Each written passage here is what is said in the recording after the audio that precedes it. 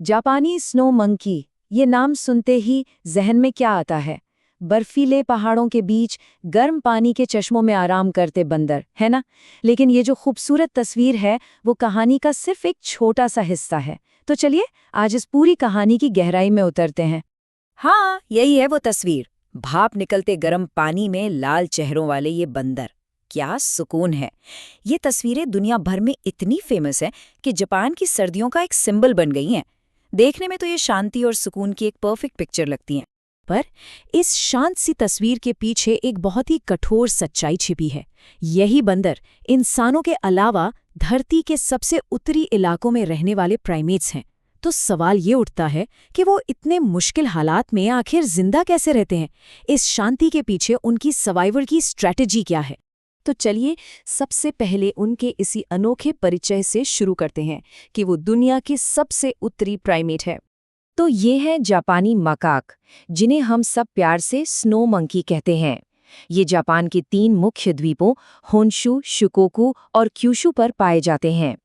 उनका घर गर्म जंगलों से लेकर बर्फीले सब आर्कटिक पहाड़ों तक फैला हुआ है और जंगल में इनकी आबादी का अंदाजा लगभग 1,14,000 के आसपास है, जो इन्हें दुनिया में एक बहुत ही खास जगह देता है। अब जरा इस नंबर को देखिए, -20 डिग्री सेल्सियस। जी हाँ, ये बंदर इतनी कड़ाके की ठंड झेल सकते हैं। ये आंकड़ा ही अपने आप में उनके असाधारण सर्वाइवल स्किल्स का सबसे बड़ा सबूत है। तो वो ये करते कैसे हैं? इस जमा देने वाली ठंड का सामना कैसे करते हैं? उनका शरीर, उनका बर्ताव उन्हें जिंदा रहने में कैसे मदद करता है? आइए उनकी सर्वाइवल की पूरी रूल बुक पर एक नजर डालते हैं। जिंदा रहने की सबसे पहली और जरूरी चीज है खाना, और उनका मेन्यू मौसम के साथ पूरी तरह से बदल जाता है। जैसे गर्मियों में जब खाने पीने की कोई कमी नहीं होती, तो वे फल, कीड़े और मिट्टी तक खाकर अपने शरीर में फैट जमा करते हैं।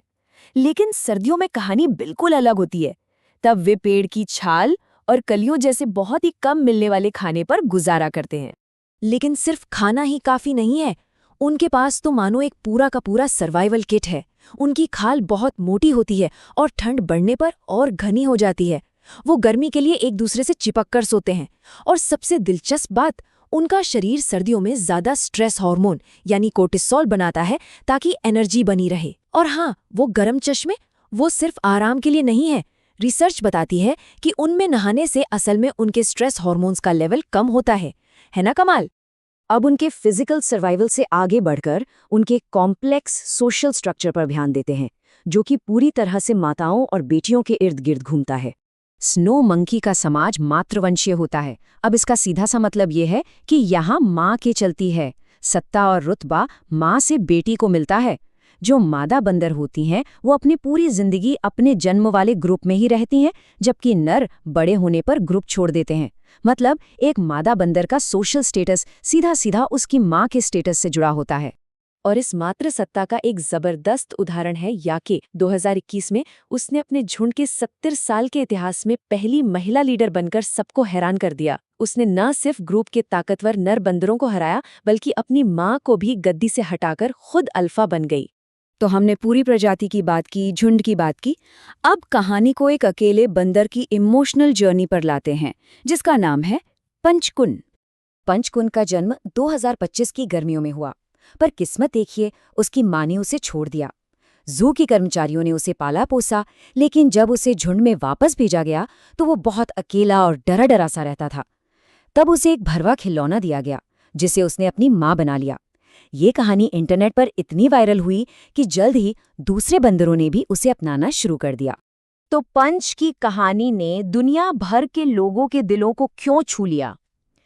लॉस एंजलिस टाइम्स के एक लेख में इसका जवाब मिलता है। एक पाठक ने अपने फैमिली ग्रुप चैट में लिखा था, मैं पंच हूं और वह मैं है। मतलब उसके अकेलेपन में, उसे अपनाए जाने की तरफ में लोगों ने कहीं ना कहीं खुद को देखा। ये एक यूनिवर्सल फीलिंग है। चलिए अब कहानी को फिर से बड़े कैनवस पर देखते हैं और एक बहुत ही जरूरी सवाल पर आते हैं। इन जंगली जानवरों और इंसानों के बीच का रिश्ता आखिर है कैसा? जापान के कई वाइल्ड मंकी पार्क्स खुद को एक नेचुरल जू कहते हैं।